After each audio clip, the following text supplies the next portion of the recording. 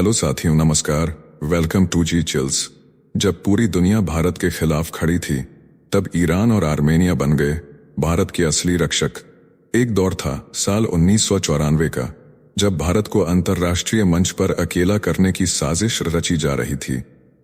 America, Britain, Pakistan और संयुक्त राष्ट्र के कई देश भारत पर प्रतिबंध लगाने को तैयार थे, लेकिन तभी एक ऐसा देश सामने आया जिसने पूरी दुनिया को चौंका दिया।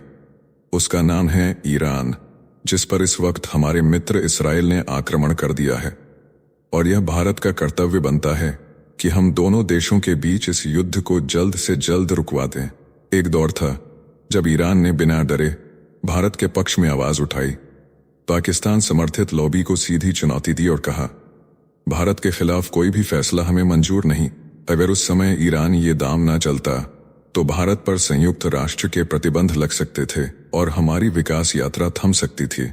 जब किसी देश पर प्रतिबंध लगते हैं तो उसकी स्थिति क्या होती है, आज उसका दर्द ईरान महसूस कर सकता है, क्योंकि उसे पर हजारों प्रतिबंध लगे हुए हैं, लेकिन उस दौर में उसने अपनी हिफाजत की चिंता किए बगैर भारत की रक्षा की ओर मुस्लिम देशों से टकरा गया।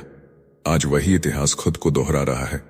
ईरान और इसराइल की जंग में भारत तटस्थ है, क्योंकि दोनों ही उसके रणनीतिक मित्र हैं। इसराइल भारत को हथियार देता है तो ईरान उसे रणनीतिक बंदरगाह चाबहार तक सीधी पहुंच देता है। लेकिन इस पूरे घटनाक्रम में एक और देश चुपचाप हीरो बनकर उभरा है, आर्मेनिया। जब ईरान युद्धग्रस्त हो गया और 10,000 भारतीय फंस गए, तब आर्मेनिया ने अपने सारे बॉर्डर खोल दिए, एयरपोर्ट्स भारतीय नागरिकों के लिए खोल दिए और युद्ध के बीच देवदूत बनकर खड़ा हो गया। भारत ने भी आर्मेनिया को हथियार दिए, उसकी सुरक्षा नीति में साथ दिया, और अब वही आर्मेनिया संकट में भारतीयों की ढाल बन गया है। भारत को अब समझ आ गया है कि जब संकट आता है तो न ट्रंप की धमकियां काम आती हैं, न पश्चिमी देशों की मीठी बातें। असली दोस्त वही हैं जो बुरे वक्त में कंधे से कंधा मिलाकर खड़े रहते हैं, और वो हैं ईरान और आर्मेनिया। भारत आज जो मध्य पूर्व में रणनीतिक संप्रभुता दिखा रहा है, उसका आधार यही गहरी दोस्तियां हैं। यही कारण है कि भारत न तो ईरान के खिलाफ बोलेगा और न इसराइल के, क्योंकि जो देश अपने दोस्तों को नहीं बेचते वही असली वैश्विक ताकत बनते हैं। भारत के लिए ईरान सिर्फ एक तेल का टैंक नहीं है, बल्कि एक ऐसा गेटवे है जो पाकिस्तान को साइड में रखकर अफगानिस्तान और मध्य एशिया तक पहुंचने का रास्ता खोलता है। चाबहार पोर्ट यही वो पोर्ट है जिसे भारत ने तैयार किया, और इसे पाकिस्तान के ग्वादर पोर्ट के जवाब में तैयार किया गया। अफगानिस्तान को भारत से जोड़ने का यही इकलौता रास्ता है जो पाकिस्तान की अनुमति नहीं मांगता। अमेरिका की आंखों में छुपता है ये रास्ता, लेकिन भारत के लिए ये एक गेम चेंजर है। सिर्फ इतना ही नहीं, ईरान भारत को तेल भी बेहद सस्ते में देता रहा है, और अगर ट्रंप दोबारा धमकी देना बंद कर दें तो भारत की ऊर्जा सुरक्षा फिर से मजबूत हो सकती है। उधर आर्मेनिया भले ही छोटा सा देश हो, लेकिन भारत के लिए ये रणनीतिक हथियार है। जब तुर्की और अजरबैजान खुलेआम पाकिस्तान का समर्थन कर रहे हैं, वहीं भारत ने खुलकर आर्मेनिया को हथियार सप्लाई करना शुरू कर दिया है। Pinaka rocket system, Swati radar और दूसरे हथियार भारत ने आर्मेनिया को भेजे हैं, वो भी उस वक्त जब आर्मेनिया अजरबैजान से लड़ रहा था, जिसे तुर्की और पाकिस्तान सपोर्ट करते हैं। आज हम ईरान और आर्मेनिया, इन दोनों देशों का भारत के लिए एहसान को याद करेंगे। देखिए, साल था 1994 और साजिश रची जा रही थी भारत को घुटनों पर लाने की। मंच था इस्लामिक सहयोग संगठन यानी OIC, और लक्ष्य था एक ऐसा प्रस्ताव पास कराना जो भारत पर कश्मीर को लेकर मानवाधिकार उल्लंघन का ठप्पा लगा दे। अगर यह प्रस्ताव पास हो जाता तो मामला सीधा संयुक्त राष्ट्र सुरक्षा परिषद में जाता। वहां से आर्थिक प्रतिबंध, कूटनीतिक अलगाव और भारत की वैश्विक छवि पर गहरा दाग तय था। पश्चिमी देश पहले से तैयार बैठे थे, पाकिस्तान तो जश्न मनाने ही वाला था, लेकिन तभी भारत ने एक मास्टर स्ट्रोक चला, और वह था ईरान। OIC में प्रस्ताव तभी पास होता है जब सभी सदस्य देश सहमत हों। भारत जानता था अगर ईरान इस प्रस्ताव का विरोध कर दे तो खेल वहीं खत्म, लेकिन मुश्किल यह थी कि तेहरान पहले ही हुर्रियत नेताओं को समर्थन का आश्वासन दे चुका था, यानी ईरान के दरवाजे से उम्मीद की एक डोर भी बहुत कमजोर थी। लेकिन यही भारत की कूटनीति ने कमाल कर दिया, जिसे हम वीडियो में आगे जानेंगे। और अंत में ईरान ने OIC में भारत के खिलाफ प्रस्ताव को नकार दिया और उसे वहीं कुचल दिया गया। इस एक फैसले ने भारत को वैश्विक अपमान और आर्थिक तबाही से बचा लिया। ये वही ईरान है जिसे आज पश्चिमी मीडिया कट्टर कहता है, लेकिन उसी ने उस समय भारत की गरिमा की रक्षा की और पाकिस्तान का सपना तोड़ दिया।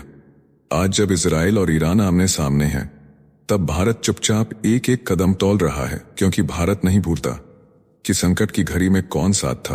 वर्ष 1994 की यह कहानी भारत की कूटनीति की जीत थी, लेकिन उससे भी ज्यादा यह ईरान की दोस्ती की मिसाल थी।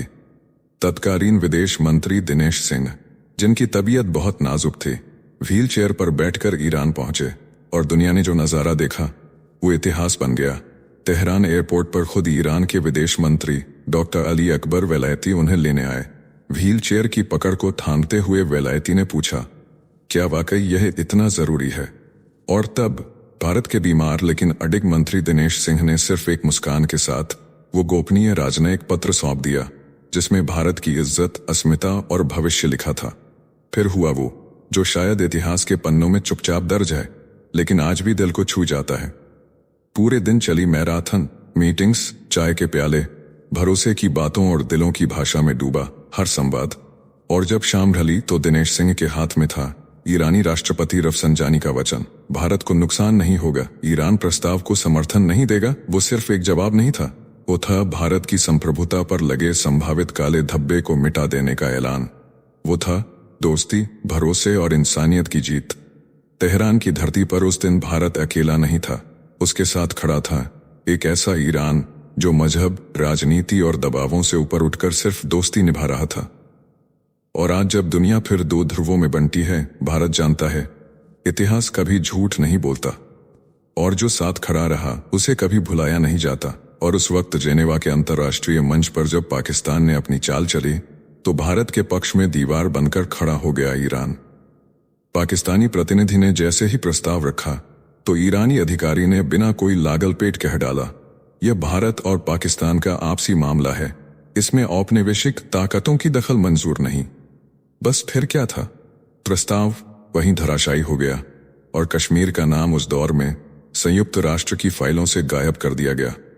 इतिहास के सबसे सधे हुए कूटनीतिक स्ट्रोक में से एक, जहां भारत ने दुनिया को दिखा दिया कि सही दोस्त सही वक्त पर बोलते हैं, तो युद्ध भी बिना लड़े जीते जा सकते हैं। और यही कहानी आज दोहराई जा रही है।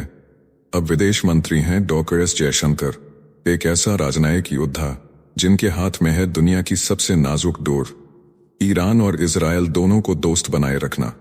एक ओर वो ईरान को भरोसा दिला रहे हैं कि भारत उसकी पीड़ा समझता है, तो दूसरी ओर इजराइल को यह एहसास करा रहे हैं कि भारत उसका दशकों पुराना साझेदार है।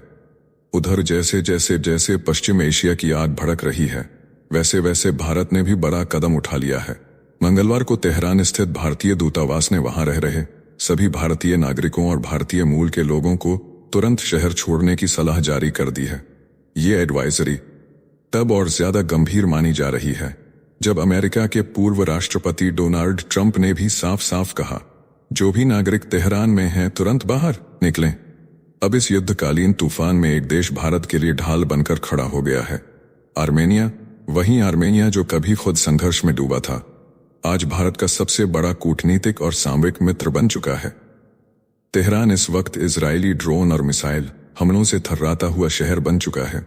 अब कयास तेज हैं कि अमेरिकी सेना भी जल्द ही ग्राउंड पर कदम रख सकती है, और ऐसे हालात में वहां रहना किसी भी भारतीय के लिए सीधे जान पर बन सकता है। दूतावास ने कहा, जो भी भारतीय अपने संसाधनों से सुरक्षित जगह पहुंच सकते हैं, तुरंत राजधानी छोड़ दें। भारतीय विदेश मंत्रालय ने पुष्टि कर दी है, ईरान में फंसे भारतीयों की निकासी अब तेज गति से हो रही है। लेकिन इस पूरी प्रक्रिया के पीछे जो अदृश्य नायक खड़ा है, वो है भारत का सच्चा मित्र आर्मेनिया। जिस आर्मेनिया को कभी दुनिया ने हथियार देने से मना कर दिया था, उसका हाथ भारत ने थामा था। भारत ने उसे ताकत दी, हथियार दिए और अजरबैजान के खिलाफ उसे खड़ा कर दिया। और आज वही आर्मेनिया भारत का हर एहसान चुका रहा है। तेहरान में जब हालात बेकाबू हुए, तो ईरान में जब हालात बेकाबू हुए में फंसे 10,000 भारतीयों के लिए आर्मेनिया एक देवदूत बनकर सामने आया। आर्मेनिया के रास्ते अब छात्रों और नागरिकों को बाहर निकाला जा रहा है। अब तक 110 छात्र नॉर्दूज बॉर्डर तक पहुंच चुके हैं, जहां से उन्हें बसों के जरिए आर्मेनिया के येरेवन एयरपोर्ट ले जाया गया। यह सिर्फ एक रेस्क्यू नहीं, यह उन रिश्तों का फल है जो संकट में नहीं, विश्वास में गढ़े जाते हैं। ईरान में इस समय 10,000 भारतीय फंसे हुए हैं, जिनमें से 1500 छात्र हैं। हालात इतने विस्फोटक हो चुके हैं कि देश के सभी एयरपोर्ट बंद कर दिए गए हैं, लेकिन लैंड बॉर्डर्स अभी खुले हैं। और यहीं से भारत ने अपना रणनीतिक मास्टर प्लान शुरू किया है। एयरलिफ्ट नहीं, अब जमीन के रास्ते से निकासी होगी। भारत ने आर्मेनिया को इसलिए चुना क्योंकि यह ईरान के मुख्य शहरों के बेहद पास है। भारत के साथ मजबूत रक्षा समझौते हैं और सबसे बड़ी बात, येरेवन एयरपोर्ट पूरी तरह ऑपरेशनल है। आर्मेनिया राजनीतिक रूप से स्थिर है और ईरान के साथ इसका कोई सीमा विवाद नहीं है।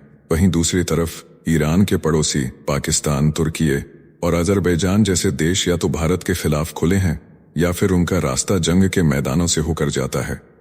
इसलिए इन तीनों को विकल्प मानना नामुमकिन ही नहीं, खतरनाक भी होता। एक कश्मीरी छात्रा ने जम्मू कश्मीर के राज्यपाल मनोज सिन्हा और पूर्व मुख्यमंत्री उमर अब्दुल्ला से वीडियो के जरिए मदद मांगी थी, जिसके बाद भारत सरकार तुरंत हरकत में आई।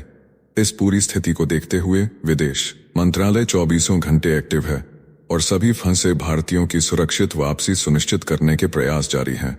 यह पूरा ऑपरेशन इस बात का प्रतीक बन गया है कि भारत अपने नागरिकों को संकट में कभी अकेला नहीं छोड़ता। इस वीडियो में फिलहाल इतना ही। जल्द मिलते हैं एक और नई अपडेट के साथ। जाने से पहले वीडियो को लाइक करके चैनल को सब्सक्राइब कर लें।